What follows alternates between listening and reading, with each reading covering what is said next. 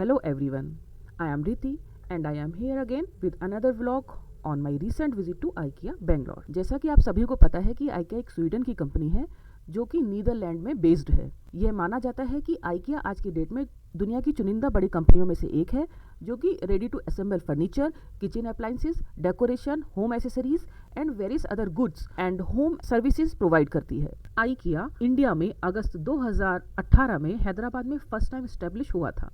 IKEA के stores के exteriors में जो येलो और ब्लू कलर ज़्यादा देखने को मिलता है वो स्वीडन के नेशनल फ्लैग के कलर से इंस्पायर्ड है।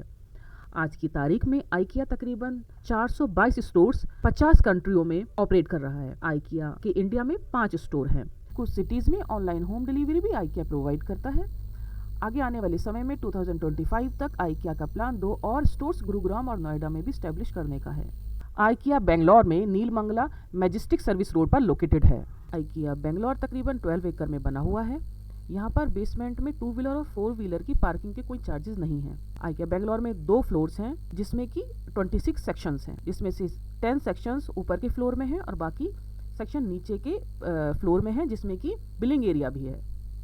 बेसमेंट में एंट्री गेट पर सिक्योरिटी चेक इन के बाद नीचे से ही डिस्प्ले शुरू हो जाता है। फर्स्ट फ्लोर पर एक स्वीडिश रेस्टोरेंट भी है। IKEA बेंगलोर के टाइमिंग सुबह 10 बजे से शाम के 10 बजे तक है। फर्स्ट फ्लोर पर एंट्रेंस के पास ही छोटे बच्चों के लिए एक प्ले रूम भी है जिसमें काफ़ी सॉफ्ट टॉयज़ हैं।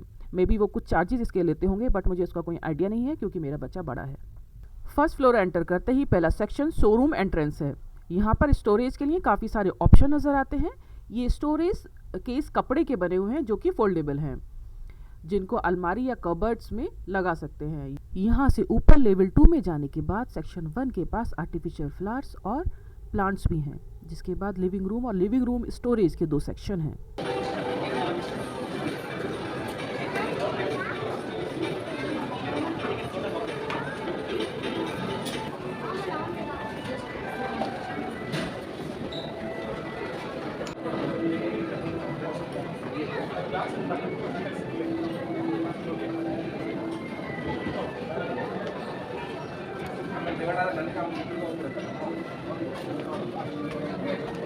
यहाँ पर साथ ही में छोटे ऑफिस क्यूबिकल्स भी डिस्प्ले में हैं।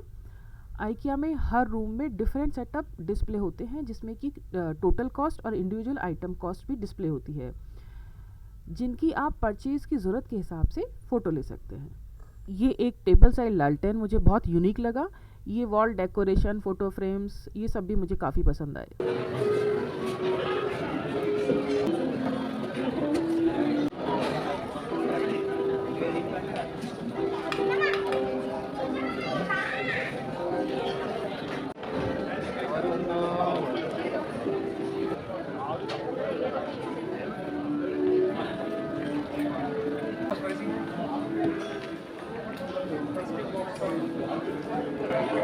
अगले 2 सेक्शन डाइनिंग और किचन लेआउट के साथ उसमें यूज़ होने वाले आइटम्स को डेडिकेटेड थे।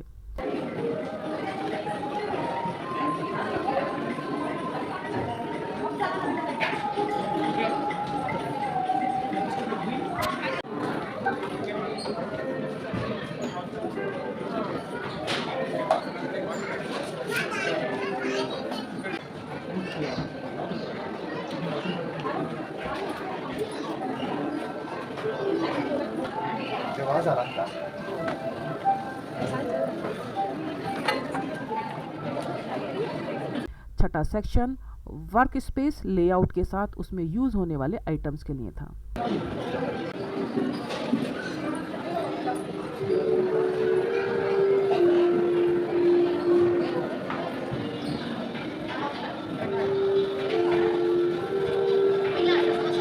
सेवेंथ सेक्शन बेडरूम का है, जहाँ पर वैरायटी ऑफ बेड्स अवेलेबल हैं, जिसमें कई इंटरेस्टिंग फोल्डिंग बेड 9,000 रुपीज़ की रेंज में भी थे।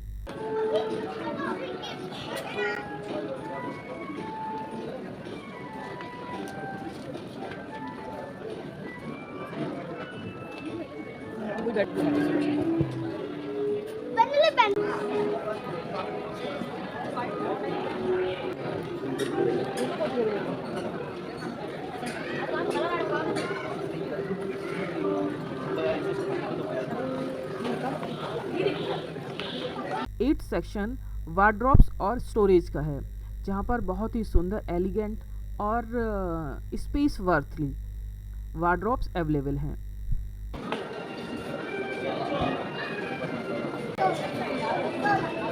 हाँ हाँ हाँ।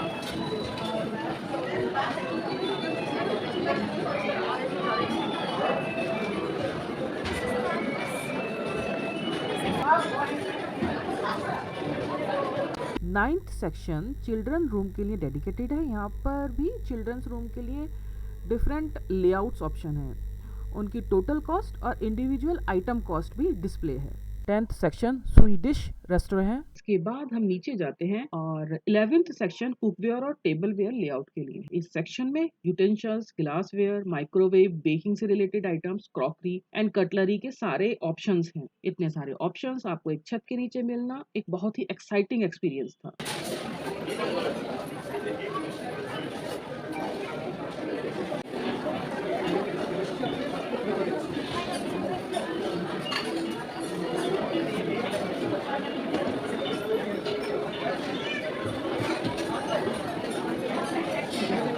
12th और 13th सेक्शन टेक्सटाइल और बेड टेक्सटाइल के लिए था।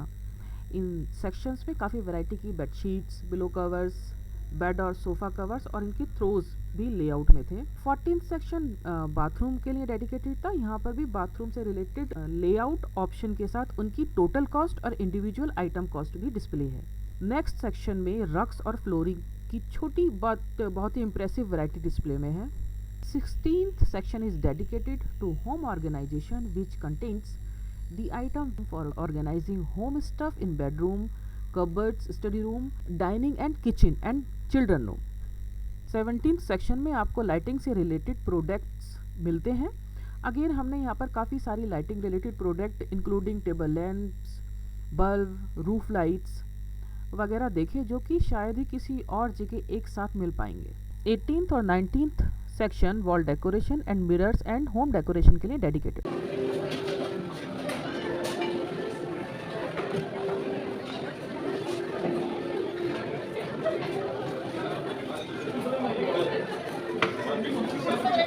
ट्वेंटियथ सेक्शन में आउटडोर फर्नीचर लेआउट है, जिसके पीछे ही नेक्स्ट सेक्शन में सेल्फ सर्विस फर्नीचर एरिया है।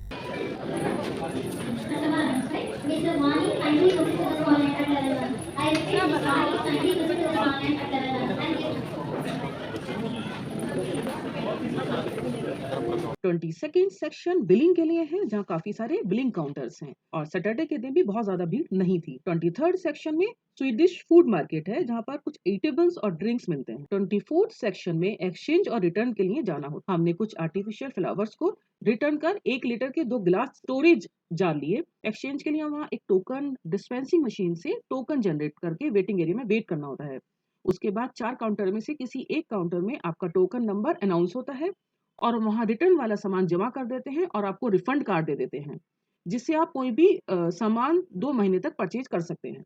रिटर्न करने के लिए भी आपके पास 60 डेज का टाइम होता है और ये टाइम IKEA मेंबर्स के लिए 90 डेज है।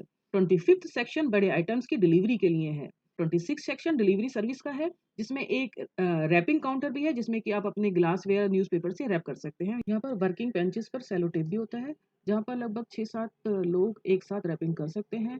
IKEA से मैंने टोटल 16 आइटम्स खरीदे, जिसमें कि सबसे पहले मैंने ये गोल्ड कलर का मेटेलिक दिया लिया, जिसकी कॉस्ट थी 249 रुपीज़। उसके बाद सेकेंड नंबर पे मैंने ये flower printed round table mats लिए, जिनकी ये कॉस्ट थी 59 रुपीज़ पर पीस, क्योंकि ये मेरे नैपकिन के मैचिंग थे। एंड थर्ड नंबर पे मैंने सेम राउंड शेप के टेबल मैट्स लिए, ये थे पर पीस 49 रुपीज़। इसके बाद मैंने 129 रुपीज़ का ये carry bag storage and dispenser लिया, जिससे कि हमें कैरी बैग निकालना और स्टोर करना बड़ा ईजी हो जाता है। इसके बाद मैंने 199 रुपीज़ पर पीस के हिसाब से ये ग्लास स्टोरेज जार लिए, जो कि 1 लीटर के हैं। इसके बाद ये मैंने एक छोटी शेल्फ ली 199 रुपीज़ की, जिसकी कि ब्रैकेट्स अलग से मुझे 15 रुपीज़ पर पीस के हिसाब से लेने हुए। इसमें स्क्रू साथ में नहीं आते हैं। बाद मैंने 599 का ये बेकिंग टिन लिया एंड ये बेक करने के लिए, मैदा को छानने के लिए मैंने रोटेटिंग स्टेनर लिया एंड 99 रुपीज़ का मैंने ये कपकेक्स मोल्ड्स लिए एंड फिर मैंने 229 रुपीज़ पर पीस के हिसाब से 2 ये स्टोरेज बॉक्स लिए। इसके अलावा मैंने ये 100 रुपीज़ का मिल्क फ्रॉदर लिया, जिससे मेरी बेटी डेली कॉफ़ी बनाती है। एंड लास्ट मैंने ये 1200 रुपीज़ पर पीस के थ्रोज लिए। Thank you for watching my video. If you like the content, please like, share and subscribe my channel. Do write suggestions, if any, in comment box.